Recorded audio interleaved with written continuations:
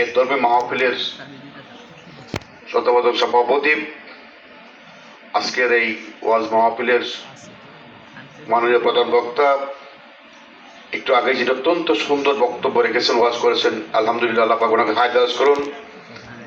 এইভাবে যদি আমরা বয়ান রাখি, ইনশাল্লাহ আমাদের মাঝে অনেকটা ইমান ফিরে আসবে। চমৎকার বয়ান রাখছিলেন। আমার সাথে উপস্থিত আছেন আমাদের উপজেলা স্বেচ্ছাসেবক দলের সদস্য সচিব আমার ছোট ভাই জাহাঙ্গীর বিশ্বাস। উপস্থিত আছেন আমাদের ভোরে 8 নং ভোরে ইউনিয়নের বিএনপি যুগ্ম আহ্বায়ক আমার স্নেহের ভাতিজা জাহাঙ্গীর ভুইয়া। উপস্থিত আছেন আমাদের ভোরে ইউনিয়নের যুব দলের সিনিয়র যুগ্ম আহ্বায়ক মোহাম্মদ নাজমুল হাসান।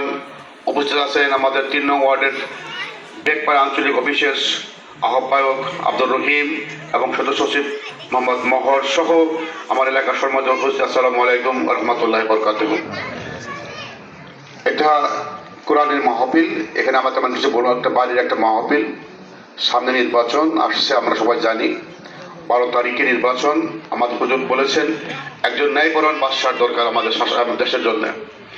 এই জন্যে আমি অনুরোধ করব যে বাংলাদেশের মানুষ ধৈর্য নিয়েছে যে আমাদের নেতা জনাব তারেক রহমান এই বাংলাদেশের হাল ধরলে বাংলাদেশের মানুষের জন্য যথেষ্ট উপকার হবে এবং বাংলাদেশের সুশাসন প্রতিষ্ঠা হবে। সেই লক্ষ্যে বলবো যে আসুন আমরা আগামী নির্বাচনে বাংলাদেশের প্রার্থীকে ভোট দিয়ে আমাদের নেতা জনাব তারেক রহমান হাতকে শক্তিশালী করি এবং বাংলাদেশে একটা সুন্দর সার্বভৌম রাষ্ট্র যাতে কায়েম হয় সেই আশাবাদ ব্যক্ত করে এই মাহফিলের সর্বাধিক সাফল্য কামনা করে আপনাদের সকলের কাছে আমাদের প্রিয় নেতা জনাব আহমেদ আজম খানের জন্য দোয়া আছে এবং আগামী 12 তারিখ বাংলাদেশে তাকে ভোট দিয়ে আপনারা যুক্ত করবেন। তিনি নির্বাচিত হলে আমাদের এলাকার উন্নয়ন হবে এটা আশা করি।